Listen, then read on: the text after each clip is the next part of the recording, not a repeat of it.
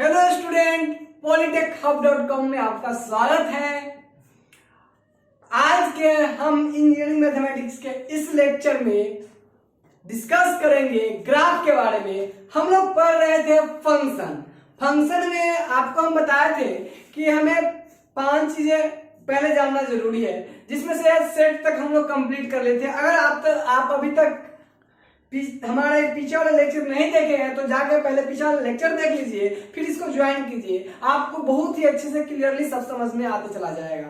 तो आज हम लोग डिस्कस करेंगे ग्राफ के बारे में। ग्राफ और इनइक्वालिटी हमारा बच गया था, तो हम लोग शुरू करते हैं ग्राफ एक्चुअल में होता क्या। देखिए, ग्राफ अगर हम अभी यहाँ जो पढ़ाएंगे आपको बस उतना ही काम पढ़ाएंगे जो फंक्शन में लगभग काम हो जाए।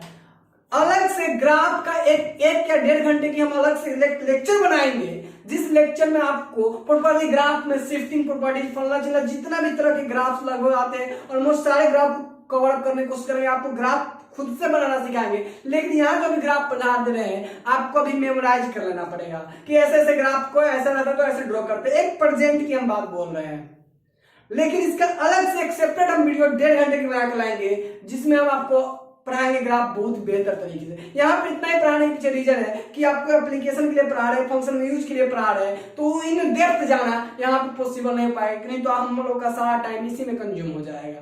तो हम लोग अभी यहाँ पर अभी ग्राफ के बेसिक कॉन्सेप्ट थोड़ा बहुत सीख लेते हैं, उसके बाद हम आगे के लेक्चर में इसको कवर अप करेंगे। एक अलग से लेक्चर देंगे आपको 1.5 घंटे की, पूरा ग्राफ पे रही। देखिए ग्राफ क्या होता है। ग्राफ अगर आपको हम ये बोले कि आपको आप मूवी देखो और आपको हम उसी मूवी की कहानी सुनाए, दोनों में से मजा किस में आएगा भाई? ग्राफिक्स में। जब आपको पूरा पिक्चर से एकदम पूरा मूवमेंट होते हुए दिखाई देता है तब आपको ज्यादा मजा आता है। एग्जैक्टली मैथमेटिक्स में नॉर्मल वे में जब हम पढ़े और किसी फंक्शन को नॉर्मल वे में ट्रीट करें और उसी को ग्राफ के माध्यम से डील करें, तो ग्राफ काफी आसान कर देता है हमारे समझ को, हमारे समझने में काफी मदद करता है। पर सारे फंक्शन के ग्राफ आपको बना पाना थोड़ा सा डिफिकल्ट होते रहता है। बहुत सा लार्ज नंबर ऑफ फंक्शन हो गया और सारे ग्राफ डील कर पाना काफी डिफिकल्ट रहता है। तो नॉर्मली हम लोग सारे फंक्शन ग्राफ नहीं आते, लेकिन कुछ बेसिक फंक्शन होते हैं जो कॉमनली यूज आते हैं, अभी तक उसको डील करते हैं। और भी फंक्शन का ग्राफ, किसी फंक्शन का ग्राफ, कोई फंक्शन का ग्राफ कैसे ड्रॉ करते हैं उसको देखते हैं। चलिए अब एक बात बताते हैं हम लोग यहाँ की ग्राफ होता क्या है। ग्राफ एक्चुअल में एक पिक्टोरियल रिप्रेजेंटेशन है डिपेंडेंट क्वांटिटी और इंडिपेंडेंट क्वांटिटी का। ग्राफ एक पिक्टोरियल रिप्रेजेंटेशन होता है। पिक्टोरियल मतलब चित्र के माध्यम से। एक पिक्टोरियल रिप्रेजेंटेशन होता है इंडिपेंडेंट क्वांटिटी और डिपेंडेंट क्वांटिटी की। आपको इंडिपेंडेंट और डिपेंडेंट समझ में आ रहा होगा। अगर आपको ये सब चीज अच्छे से समझ में आ रहा, समझो आप मेरा पिछले वाला लेक्चर देखे हुए। अगर आप नहीं समझ में आ रहा तो पीछे वाला लेक्चर जाके देख लीजिए, है ना। फिर इससे जुड़िए, आपको काफी इंटरेस्टिंग लगेगा। जो लोग जुड़े होंगे उनको पता भी चल रहा होगा क्या हम बोलना चाह रहे हैं। ग्राफ एक रिलेशनशिप होता है इंडिपेंडेंट क्वांटिटी और डिपेंडेंट क्वांटिटी के बीच। तो देखिए अब पिक्टोरियल रिप्रेजेंटेशन है ना, पिक्टोरियल रिप्रेजेंटेशन कि इंडिपेंडेंट में चेंज करेंगे ना डिपेंडेंट में किस तरीके से चेंज आएगा। यहाँ पे एक्स एक्सिस और वाई एक्सिस। जनरली आमतौर पे हम लोग इंडिपेंडेंट क्वांटिटी जो होता है, जो दूसरे पर न निर्भर करने वाला, उसको एक्स पे रखते हैं, और जो डिपेंडेंट आता है उसको वाई पे रखते हैं जनरली, है ना। एक्सचेंज भी कर सकते हो, लेकिन कॉमनली यही यूज होता है। तो हम कहेंगे आप इसी ट्रेड को फॉलो कीजिए, ट्रेड को फॉलो कीजिए। क्लियर? अब चलिए बात करते हैं। तो ये हम लिख सकते हैं ग्राफ के बारे में एक परिभाषा लिख भी लीजिए। Graph is a pictorial representation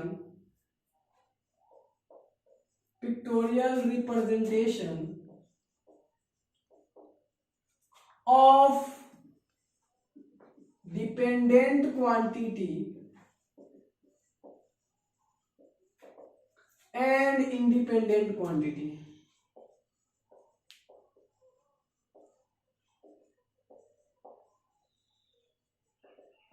okay, graph pictorial representation होता है डिपेंडेंट और इंडिपेंडेंट के।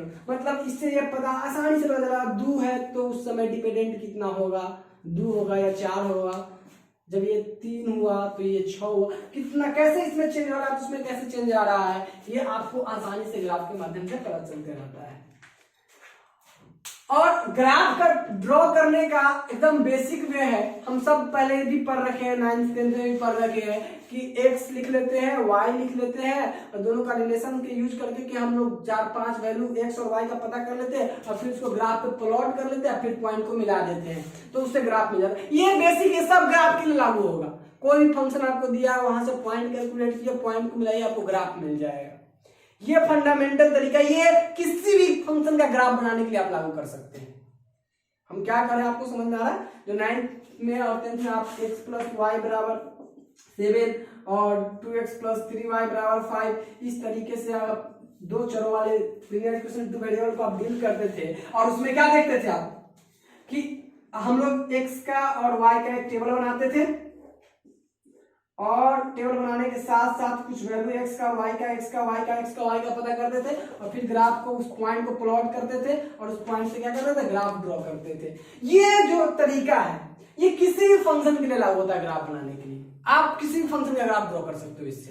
अगर आप कुछ ना समझ में आया ग्राफ की कैसे होगा तो आप 3-4 पॉइंट कुछ लेकर, 5-7 पॉइंट लेकर आप आसानी से उसके पैटर्न पे ग्राफ ड्रॉ कर सकते हो।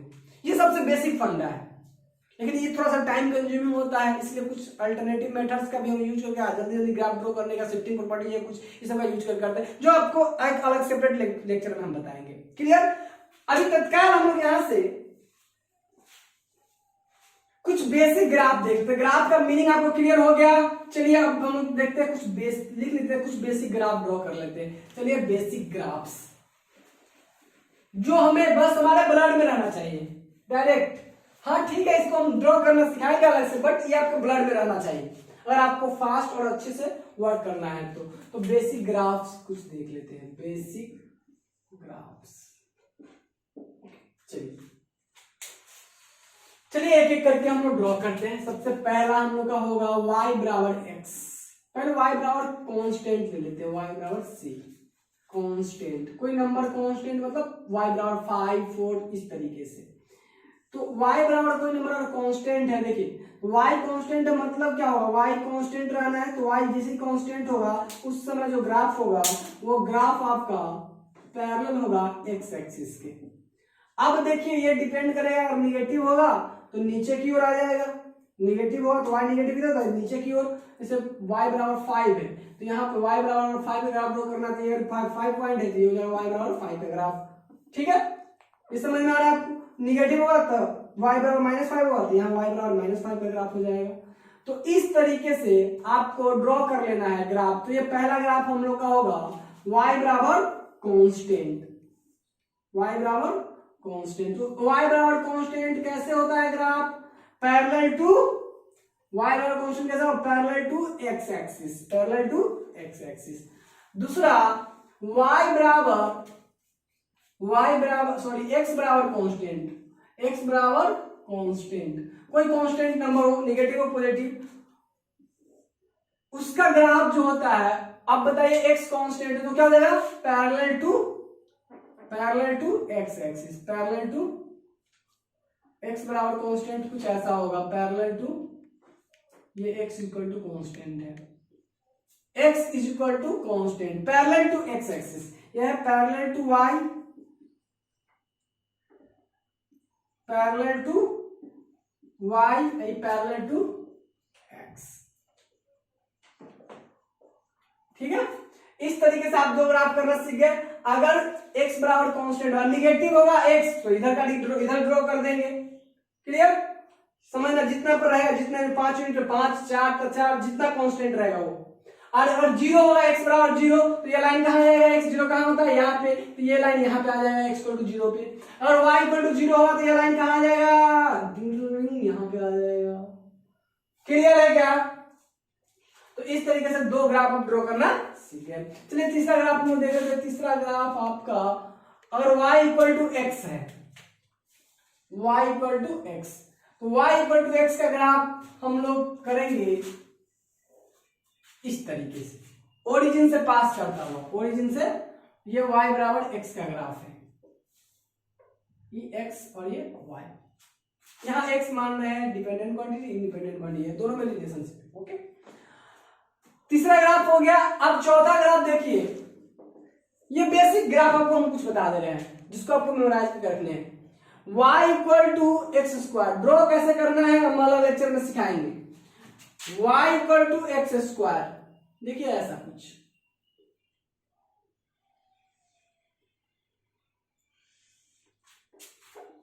यू शेप्ड,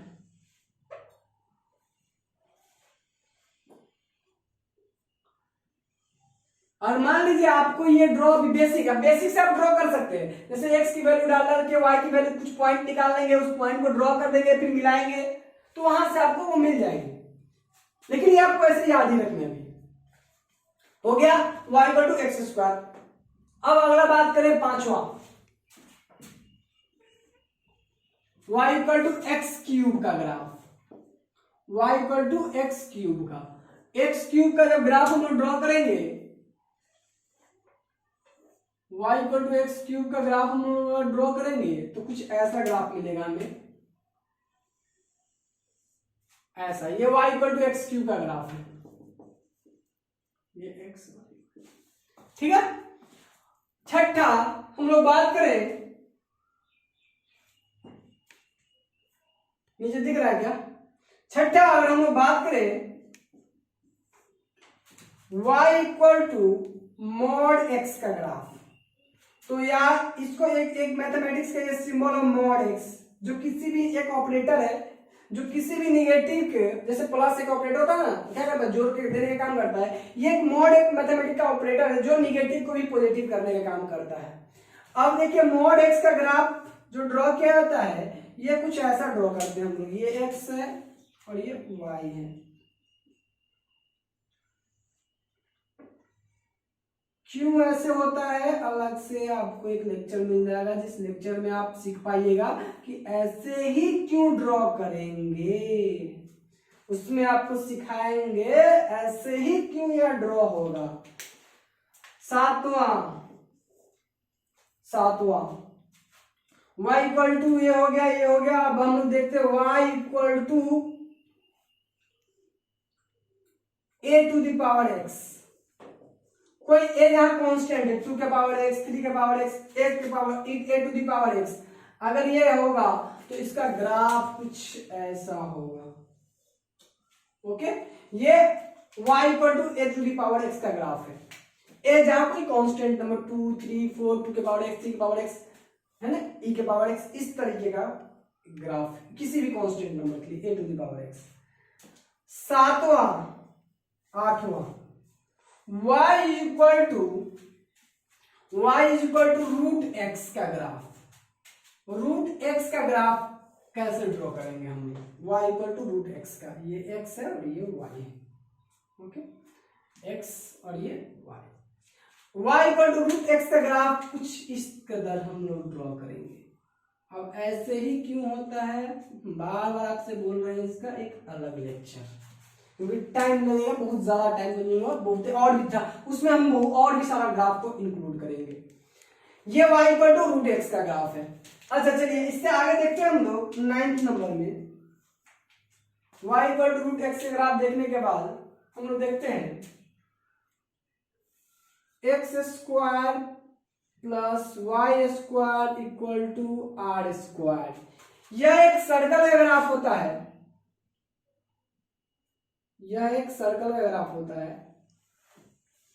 उस पहले थोड़ा सा क्वाड्रेंट बना ले, x और ये y, और इस तरीके से ये सर्कल का ग्राफ होता है। और इस सर्कल में जहां r बताता है, जहां r क्या होता है, रेडियस ऑफ द सर्कल, ये r, और ये ओरिजिन रहता है। ओके, तो इस तरीके से ये सर्कल का ग्राफ बन गया। इसके अलावा हम लोग एक दो और ग्राफ इंक्लूड करना चाहेंगे। y is equal to sine x का ग्राफ। साइन x का ग्राफ कुछ ऐसा होता है, x y, 0 से शुरू होगा, साइन x का ग्राफ 0 से शुरू होगा और इस तरीके से ये चलता जाएगा चलता जाएगा चलता जाएगा, है ना, जिसमें ये आपका O होता है यहाँ π/2। हम लोग अगर x इस पे रखे और y इस पे रखे तो ये π/2 इस तरीके से आपका ये पाई हो जाएगा, ये 3π/2, मतलब सब में π/2 जोड़ते जाओ आगे, है ना, π/2 आगे जोड़ते जाओ, ये हो जाएगा 2π। इस तरह से आपको पॉइंट आगे मिलते जाएंगे, आप ड्रॉ करते चले जाओगे। तो ये आपका ग्राफ किसका हो गया, y = sin x का। ओरिजिन से लेना है, बस साइनसॉइडल होता है, साइनसॉइडल होता है, ओके। और y = cos x का ग्राफिक देख लेते हैं हम लोग। ये सारे कॉमनली यूज आने वाले ग्राफ है। y = cos x का एक ग्राफ देख लेते हैं, y = cos x। इसकी ग्राफ जो होती है वो आपका cos 0 पे कितना होता है, 0 पे ही 1 होता है। तो cos की जो ग्राफ चलती है वो इस तरीके से, sin 0 से शुरू होता है, cos 1 से शुरू होता है, ठीक है। 0 पे 1 होता है, फिर π/2 पे 0 हो जाता है, फिर π/2 जोड़ते चले जाओ आगे प्रत्येक पॉइंट पे, ओके। प्रत्येक पॉइंट पे क्या जोड़ो, π/2 जोड़ते चले जाओ। तो इस तरीके से ये भी साइनसॉइडल वेव आगे बढ़ती चली जाती है। तो इस तरीके से हम लोग अब तक कंप्लीट कर लिए जो बेसिक ग्राफ्स है। ये सारे ग्राफ्स आपको आने चाहिए, एटलीस्ट आपको ये सारे ग्राफ पता होना चाहिए। कुछ और भी ग्राफ अगर हमारे काम का फंक्शन में इंक्लूड होगा तो हम आपको वहीं पे बता देंगे। और इसके बाद एक लार्ज ग्राफ सीरीज हम अलग से टाइम टेकन चाहे जितना भी हो उसको हम बना के आपके पास दे देंगे। क्लियर। अब चलिए बात कर लेते हैं, ये ग्राफ का सेशन हम लोग का कंप्लीट हुआ। अब अगला सेशन हम लोग कंप्लीट करते हैं इनइक्वालिटीज की। चलिए अब सीखते हैं, ग्राफ भी हम लोग समझ लिए कुछ, अब बात करते हैं इनइक्वालिटीज की।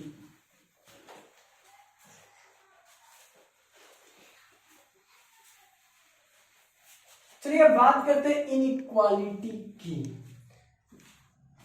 इनइक्वालिटीज हम लोग का लास्ट कॉन्सेप्ट होगा जो हमें फंक्शन पढ़ने के लिए चाहिए, इनइक्वालिटीज। भाई इससे पहले इन हटावा तो क्या मिलता है, इक्वालिटीज। इक्वालिटीज के साथ तो हम लोग काफी, है ना, रिलेटेड है और काफी घुले मिले हैं, जिससे हमें इसमें दिक्कत नहीं आती है। लेकिन इनइक्वालिटी के साथ बच्चों को थोड़ा ज्यादा दिक्कत रहता है, लेकिन इतना भी मतलब इसमें कुछ है नहीं, लेकिन बच्चों के साथ थोड़ा प्रॉब्लम होता है क्योंकि बचपन से वो इक्वालिटी के साथ गया रहता है। इनइक्वल भाई इक्वालिटी को बराबर इक्वालिटी नहीं होने देना तो क्या आएगा, इनइक्वालिटी नहीं। तो जैसे अगर अभी तक हम पढ़ रहे थे x = 5, अगर इसी को अगर हम इनइक्वालिटी के रूप में ले जाना चाहे, x = 5 में x की कितनी वैल्यू होगी, एक ही 5। अगर इसको इनइक्वालिटी में अगर हम बात करें तो x ग्रेटर देन अगर 5 की अगर हम बात करें तो ये क्या इक्वल है, नहीं।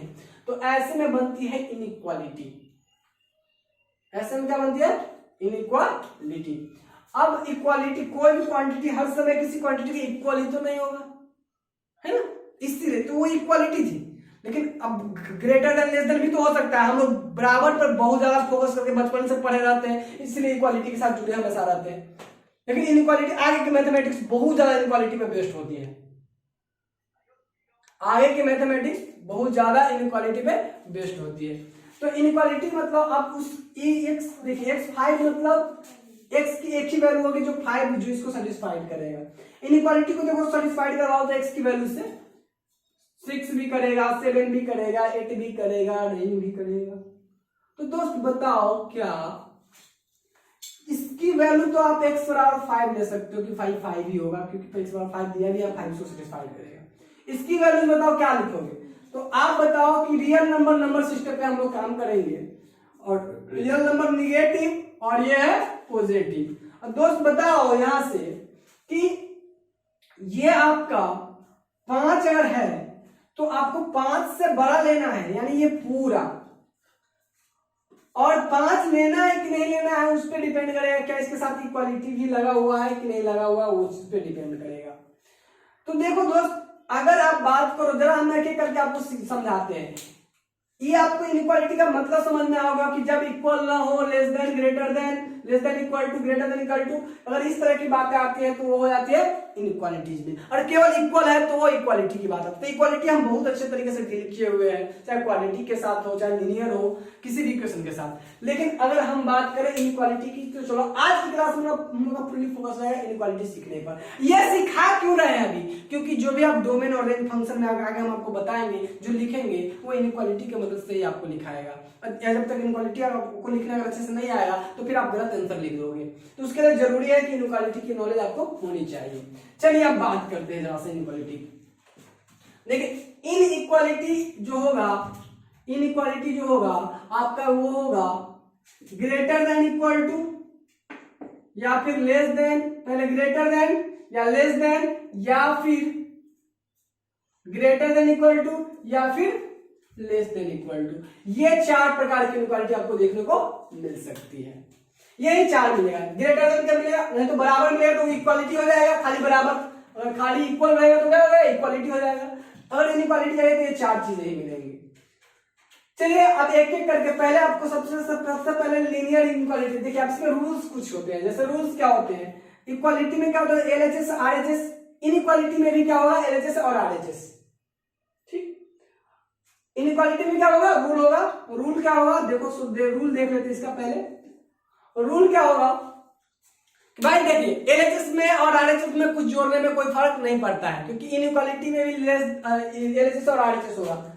x ग्रेटर देन 5 अगर है तो इसमें ये एलएचएस और ये आरएचएस, लेफ्ट हैंड साइड और ये राइट हैंड साइड, जैसे इक्वेशन में होता था, जो इक्वेशन में होता था। ठीक है, ये इन इक्वेशन होगा, इन इक्वेशन होगा, वो इक्वेशन होता था, इन इक्वालिटी होगा, इक्वालिटी नहीं होगा। अब इसमें भी एलएचएस आरएचएस होगा। तो इसका रूल क्या कहता है, रूल कहता है एलएचएस में कुछ जोड़ने पर, आरएचएस में भी सेम चीज जोड़ने पर, दोनों में कोई फर्क नहीं पड़ता है, इनइक्वालिटी का सिंबल सेम रहता है, उसमें कोई अंतर नहीं आएगा। घटाने पर एलएचएस में और आरएचएस में भी कोई अंतर नहीं आएगा। सेम नंबर से दोनों तरफ मल्टीप्लाई कर दिया जाए फिर भी कोई अंतर नहीं आएगा। तीन रूल हो गया। सेम नंबर से दोनों तरफ डिवाइड कर दिया जाए तब पर भी कोई अंतर नहीं आएगा। चार, पांचवा नियम थोड़ा इंपॉर्टेंट है, जिसको देख लीजिए। अगर 5 ग्रेटर देन है 4 से, अगर दोनों तरफ माइनस लगा दिया जाए, देखिए गौर से, दोनों तरफ माइनस लगा दिया जाए तो अब बताओ ये सही स्टेटमेंट है, क्योंकि 5 - 4 बड़ा है -5 से। ठीक है, तो इनइक्वालिटी का सिंबल बदल जाता है, चेंज हो जाता है। अगर माइनस से दोनों तरफ मल्टीप्लाई करो तो इक्वेशन में तो कोई फर्क नहीं दिखता था, बट इनइक्वालिटीज में आपको देखने को मिल जाएगा क्या, इनइक्वालिटी का सिंबल चेंज हो जाता है। ठीक है, देखो क्लियर। तो ये रूल्स है जो बहुत ही बेसिक रूल्स है, अभी याद भी हो गया होगा हम सबको आगे। तो चलिए अब इस पे सिर्फ प्रॉब्लम करना सीख लेते हैं, ताकि हम इसका यूज करके अच्छे से फंक्शन को डील कर सके। चलिए देखते हैं। पहला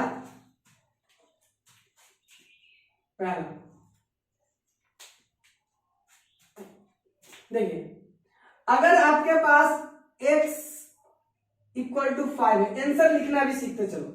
अगर x इक्वल टू 5 है तो कोई दिक्कत, ये इनइक्वालिटी होगा क्या, नहीं, ये इनइक्वालिटी नहीं है, इक्वालिटी है।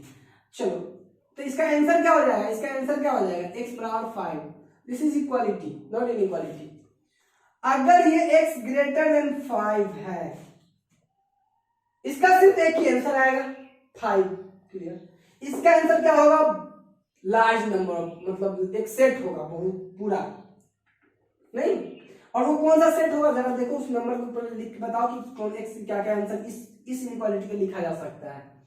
तो इस इनइक्वालिटी के लिए हम लोग x के एकदम बेसिक से चल रहे हैं, एकदम बेसिक से क्या लिख सकते हैं, देखो ये -∞, ये +∞, और यहाँ देखिए ये 5 है। 5 से बड़ा सारा नंबर इसके लिए x की वैल्यू हो सकता है। तो हम लोग यहाँ से आंसर इसका लिखेंगे, इस इनइक्वालिटी का आंसर होगा x बिलोंग्स टू, देखो दोस्त, इससे पहले इंटरवल नहीं देखो तो इंटरवल देख लेना, हम इंटरवल आपको बहुत अच्छे तरीके से समझा चुके हैं फर्स्ट लेक्चर में। x बिलोंग्स टू कहां से कहां तक बताओ, 5 क्या बराबर होगा क्या, इसका वैल्यू नहीं होगा, मतलब 5 को छोड़ देना है। कहां से कहां, 5 से कहां तक x की वैल्यू हो सकती है इस इक्वेशन के लिए, इन इक्वेशन के लिए 5 से इन्फिनिटी तक। देखिए दोस्त, इन्फिनिटी कोई नंबर नहीं होता, बहुत बड़ा को शो करने के लिए इन्फिनिटी का यूज करते हैं, तो हम लोग यहाँ पर भी इसको छोड़कर ही लगाते हैं।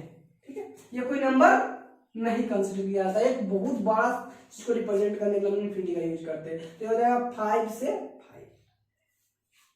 क्या बात क्लियर है? अगर इस समझ में आ गया होगा, ये लिखो या ये लिखो, दोनों सेम चीजें हैं। चलिए, पहला समझ में हम लोग को ये चीज आ गई। दूसरा, अगर मान लीजिए इसमें x greater than equal to 5 रहता तो क्या करते? x greater than equal to 5 अगर होता तो क्या होता? सेम चीजें। अब इक्वल टू आ गया तो 5 को भी लेना है। अगर 5 को लेना है तो इसी बात को हम लोग कैसे रखते हैं? x बिलोंग्स टू, x की क्या यहाँ बिलोंग्स टू, पिछले लेक्चर में इसीलिए बोले कि सब जितना भी बता रहे हैं सब सब एक एक टर्म है जो यूज में आने वाला है। बिलोंग्स टू मतलब रिश्ता रखता है, x क्या क्या हो सकता है। तो x बिलोंग्स टू क्या होगा? 5 लेना है कि नहीं लेना? लेना है मतलब क्लोज ब्रैकेट, प्रीवियस लेक्चर लेना है मतलब क्लोज ब्रैकेट, और कहां से कहां? इन्फिनिटी छोड़ना है। समझ में आ गए?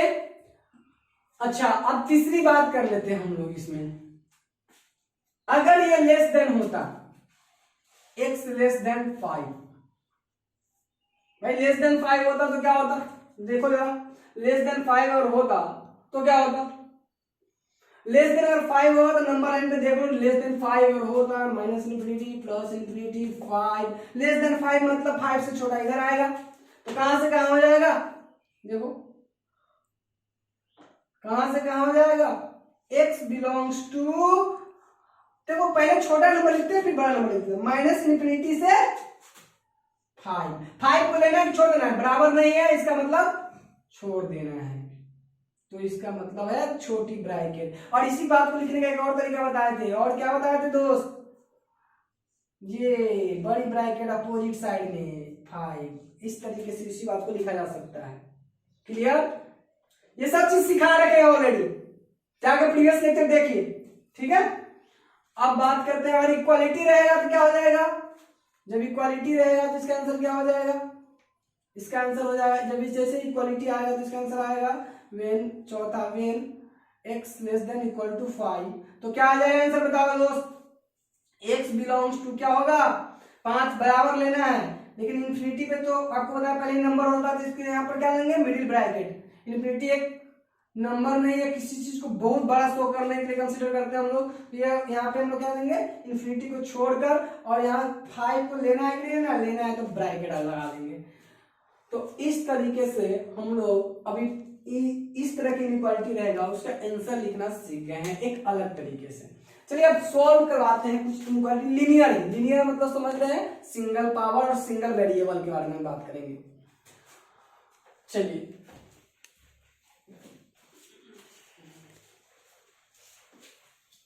देखिए, अब जरा सा हम लोग बात कर ले, जैसे आपके पास है x plus 5 is greater than, question है 3x प्लस 9। ओके दोस्त, अभी हम जाने हैं कि दोनों तरफ सेम चीजें जोड़ने या घटाने से कोई फर्क नहीं पड़ता है, तो चलो सॉल्व कर लेते हैं इसको। सॉल्व करेंगे तो क्या करेंगे?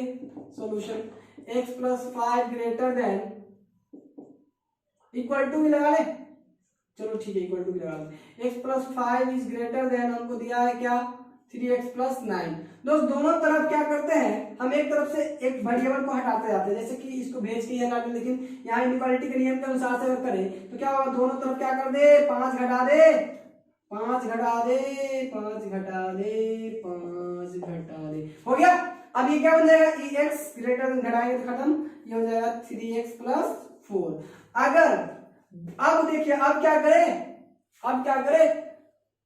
अब देखिए यहां से हम लोग ये जब x greater than 3x equal to 5 हो गया, तो अब क्या करते हैं? दोनों तरफ से हम लोग, इधर का 4 आ गया, अब एक काम करते हैं, दोनों तरफ से 4 माइनस कर लेते हैं, x सब्सट्रैक्टेड, x में से 4 घटा लेते हैं, x में से 4 घटा लेते हैं। क्लियर? तो इस तरह से दोनों तरफ से क्या घटा लेंगे? 4 घटा लेंगे, और 4 जैसे ही घटाएंगे तो क्या हो जाएगा? 3x plus 4 minus 4। दोस्त तो क्या हो जाएगा दोस्त, ये x माइनस 4 बराबर 3x। अब क्या करें, दोनों तरफ से x घटा सकते हैं, सेम सेम, तो x minus 4 minus x less then ये हो जाएगा 3x माइनस x। दोस्त यहां से क्या हो जाएगा, x कैंसिल, ये बचेगा माइनस 4 ग्रेटर देन ये बच जाएगा 3 नहीं 2x बच जाएगा, क्या 2x। दोनों तरफ 2 से डिवाइड कर दे, तो डिवाइड करने पर क्या बचेगा, माइनस 2 ग्रेटर देन x। मतलब आप देखो ध्यान से, माइनस 2 से x की सारी वैल्यू छोटा होना चाहिए। इसका क्या मतलब है, इसका मतलब यह है x की जो वैल्यू होगी वो माइनस 2 से छोटा होगा। फिर से देख लीजिए नंबर 9 पे, ये माइनस इन्फिनिटी, ये प्लस इन्फिनिटी, ये है माइनस 2 और माइनस 2, x की सारी वैल्यूज माइनस 2 से क्या होना चाहिए, छोटा, माइनस 2 से छोटा, माइनस 2 से छोटा नंबर किधर आएगा, इधर। और देखिए इक्वल टू लगाए थे क्या, अगर इक्वल टू है तो equal to equal to equal to equal to equal to equal to equal to. अब देखिए माइनस 2 से छोटा, तो माइनस 2 से छोटा और बराबर, तो क्या हो जाएगा, x आंसर लिखो थोड़ा सा, इसको इसी आंसर को इंटरवल के रूप में लिखो यार, अच्छा रहेगा, क्योंकि हम वहां आंसर जो लिखेंगे दोनों इंटरवल रूप में। x क्या होगा, x बिलोंग्स टू माइनस 2, देखो ध्यान से, माइनस 2 से छोटा बराबर भी है, तो माइनस 2 से सबसे कम, देखो माइनस 2 से छोटा ये हो जाएगा माइनस 2 से इंफिनिटी, माइनस इंफिनिटी, मतलब छोटा नंबर कौन है, माइनस इंफिनिटी को सबसे पहले लिखेंगे, और सबसे बड़ा कौन है, माइनस 2। यहाँ पे क्लोज करना है कि ओपन रखना है, बराबर है तो क्लोज, क्लोज करने के लिए ब्रैकेट इस तरीके से लिख लेंगे। क्लियर है ये। अब चलिए यहां तक सीखने के बाद आपको अब हम क्वाड्रेटिक पे ले चलते हैं, जिसका यूज आएगा हम लोग तो लीनियर आपके पास अगर रहेगा तो इस तरीके से, अगर ऐसे लिखा हुआ है तो उसको आप ऐसे लिख लोगे, इस तरीके से ऐसे है तो आप ऐसे लिख लोगे सॉल्व करके, कोई दिक्कत नहीं है। अगर नॉर्मली अगर ऐसा सिंपल, अगर आपके पास नॉर्मली ऐसे इस तरह की इनक्वालिटी है, एक और देख लेते हैं, अगर आपके पास है x प्लस 5 ग्रेटर देन 0, इसका सिर्फ दोनों तरफ क्या कर ले, दोनों तरफ माइनस 5 सब्सट्रैक्ट कर लेंगे, x plus 5 minus 5 less greater than minus 5, यानी यहां से हो जाएगा x ग्रेटर देन माइनस 5, तो x की सारी वैल्यू किससे बना हो जाएगा, माइनस 5 से। क्लियर, तो x की सारी वैल्यू किससे ले लेंगे, हालांकि हम लोग इक्वेशन की तरफ देखें तो यहां से बात आराम से कि x ग्रेटर देन माइनस 5 से होगा। ठीक, अब यहां से अगर इसको नंबर लाइन पे देखा गया तो भाई वो सारी वैल्यू जो x का वैल्यू होगा तो माइनस 5 से बड़ा होगा, तब हम नंबर लाइन पे देखेंगे तो इसको माइनस इन्फिनिटी प्लस इन्फिनिटी, और x की सारी वैल्यू जो क्या माइनस 5 से बड़ा, माइनस 5 मान लेते हैं यहाँ पे अगर है तो उससे 5 माइनस 5 से बड़ा कौन होगा, ये, तो x बिलोंग्स टू माइनस 5 से, माइनस 5 बराबर का क्लोज लेना है कि ओपन, क्लोज लेना है कि ओपन, तो ये क्या हो जाएगा ओपन, क्यों, बराबर नहीं है, अब बराबर होता तो क्लोज लेते, और इसके बाद प्लस इन्फिनिटी, इन्फिनिटी कोई नंबर है तो इसलिए स्मॉल। तो इस तरीके से हम लोग इसको नोट डाउन कर लेते हैं। अब चलिए आपको क्वाड्रेटिक सिखाते हैं, हम लोग का लास्ट होगा, इसके बाद हम लोग डायरेक्ट फंक्शन की जो किताबी डिफिनेशन है उस पर आ जाएंगे।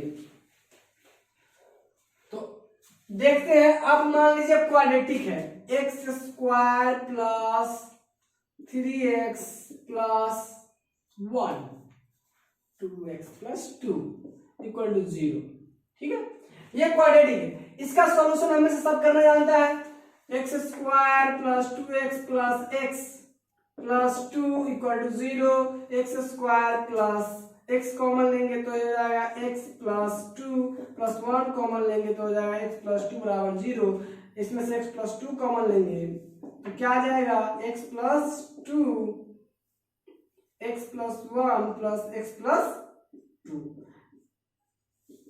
तो यहां से हम लोग x की दो वैल्यू दिखाएंगे, x इसका मतलब ये हुआ कि x प्लस 1 बराबर 0 या फिर x प्लस 2 बराबर 0, तो x प्लस 1 बराबर 0 या x प्लस 2 बराबर 0, तो यहां से आ जाएगा x बराबर -1 और x बराबर आ जाएगा -2। तो इस तरीके से आप देखें क्या कि इस इक्वेशन को हमने सॉल्व कर लिया, और x की इसकी कितने इक्वालिटी इक्वेशन है तो कितना है, 2 वैल्यू आया, जितना पावर उतना 2 वैल्यूज, ठीक है।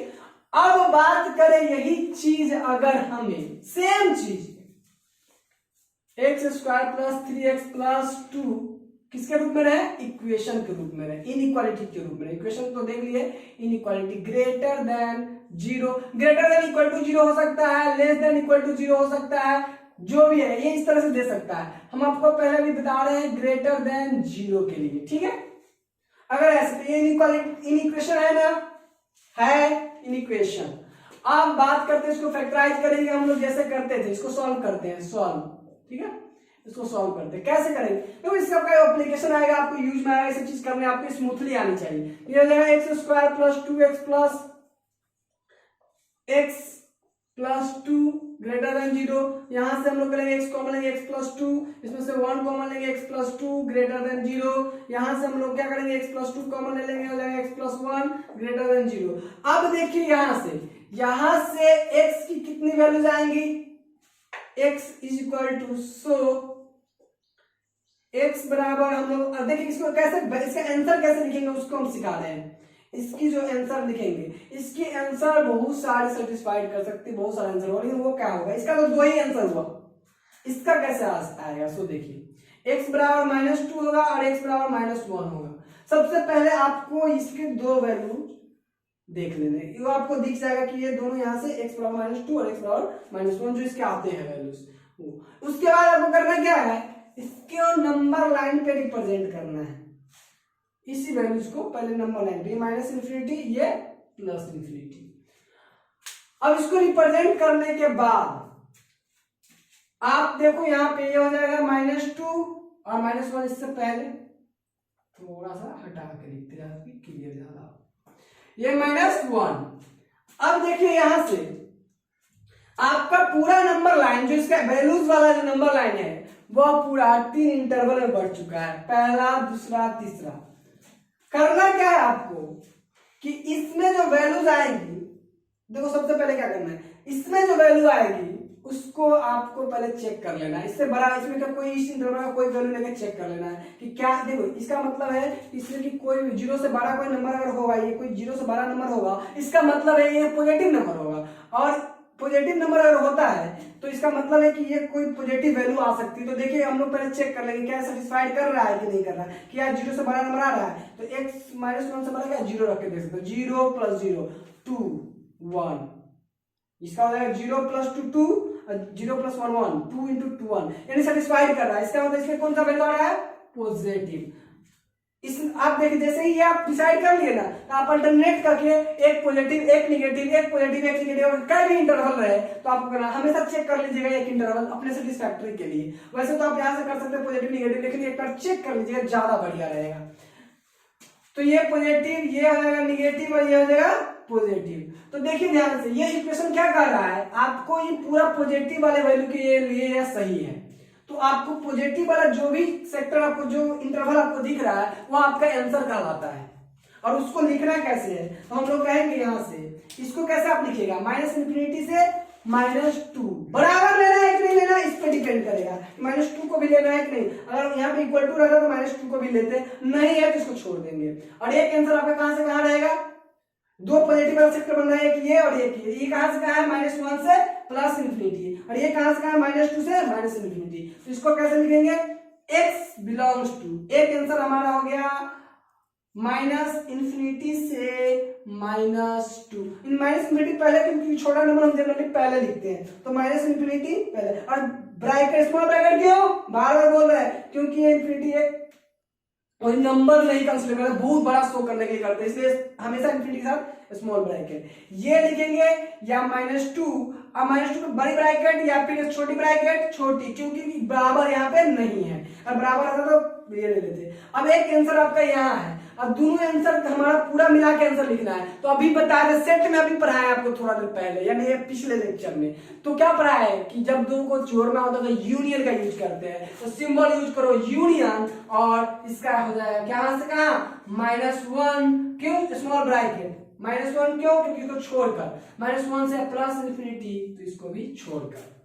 इस तरीके से आप इसका आंसर लिख सकते हो। या इसी बात को लिखने का एक और तरीका, x बिलोंग्स टू, इसी को बताए थे कि ओपन जब रहता है तो इस तरीके से लिखते हैं, -∞, -2, इसको भी छोड़ देना है, यूनियन -1 से इन्फिनिटी, इसको भी छोड़ देना है और इसको भी छोड़ देना है। इस तरीके से आप इसी बात को ऐसे भी लिख सकते हैं, ये आपको इंटरवल में हम सिखा रखे हैं ऑलरेडी। क्लियर। तो ये आपका क्वालिटी अगर रहेगा तो उसको हम लोग इस तरीके से सॉल्व करते हैं। तो यहाँ पे हम लोग इसको भी देख लिए कि क्या क्वालिटी का रहेगा तो कैसे इसको आंसर लिखेंगे इसका कैसे। तो ये आंसर आपका क्या हो जाएगा, ये आंसर इसको एक बात और भी लिखा जा सकता है, x लेस देन -2